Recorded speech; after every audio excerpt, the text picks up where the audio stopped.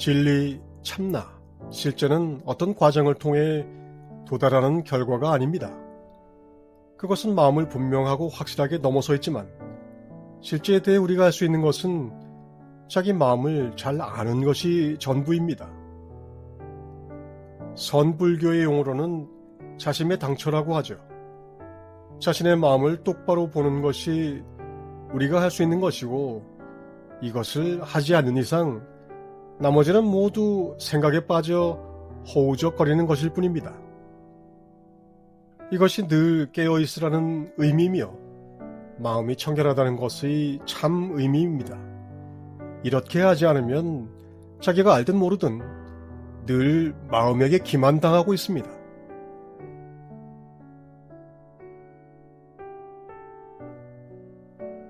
자신의 당처를 보는 그것을 마하라지는 도둑을 감시하는 것과 같다고 합니다. 그리고 일체를 하나의 꿈으로 보고 거기서 물러나 있도록 하라고도 합니다.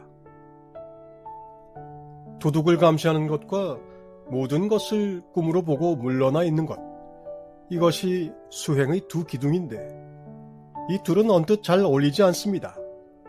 바짝 정신을 차려야 하는데 물러나 있기도 해야 합니다. 도둑을 감시하는 것은 IMD 채널에서 말하는 각성법입니다. 그리고 모든 것을 꿈으로 보는 것이 연기법입니다. 각성법은 연기법을, 연기법은 각성법을 잘 보조합니다.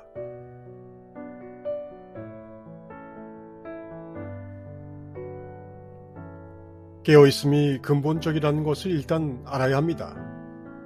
성경을 한마디로 줄이면 깨어있으라, 내가 신임을 알라로 말할 수 있습니다. 근본적이고도 기본적이죠. 그런데 깨어있음이 잘 되지 않는 것은 우리 눈이 외부 대상에 쏠려 있기 때문입니다.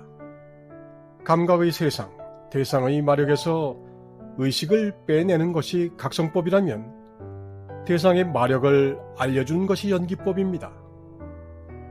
그런데 연기법은 그것조차 궁극적으로는 깨닫는 것임에도 주로 말과 글로 이해하도록 되어 있죠.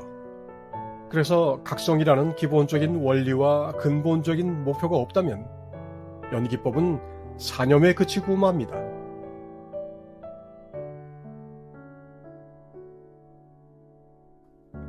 잠언은 말합니다.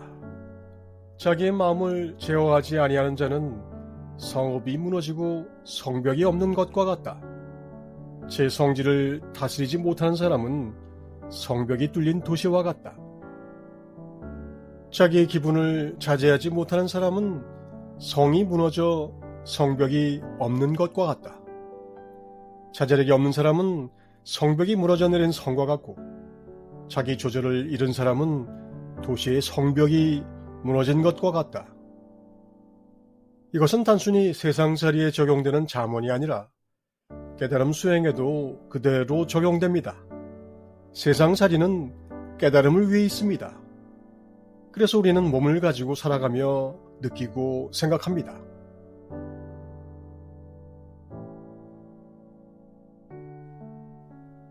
살아가며 느끼고 생각하는 그것에 주의를 기울여야만 내 자신을 그것들로부터 해방시켜 넘어서게 할 수 있습니다.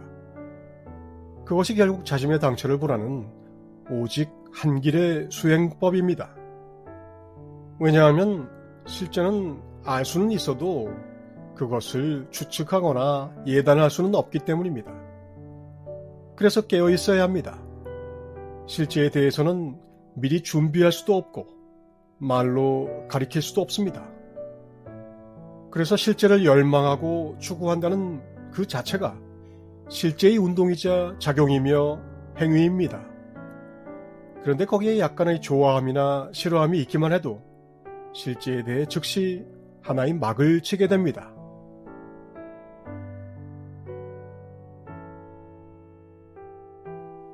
지도문안 유혐간택, 단막증의 통연명백, 지극한 도는 어렵지 않고 분별의 선택함을 꺼릴 뿐이니 좋고 싫음이 없으면 툭 트여 명백하리라.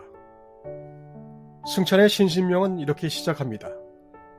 괜한 허세가 아니라 대상의 마력에서 의식을 빼내오는 것에 대한 명확한 설명이자 말 그대로가 하나의 실천 방법론입니다.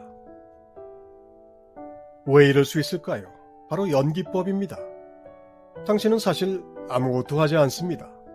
모든 일은 그냥 일어나기 때문입니다. 인연 화합으로 발생해 잠시 있다 사라집니다. 당신은 개입할 수 없습니다.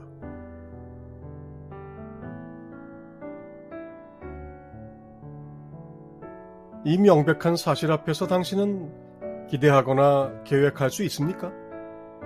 일어나는 일들을 그냥 지켜볼 뿐이죠.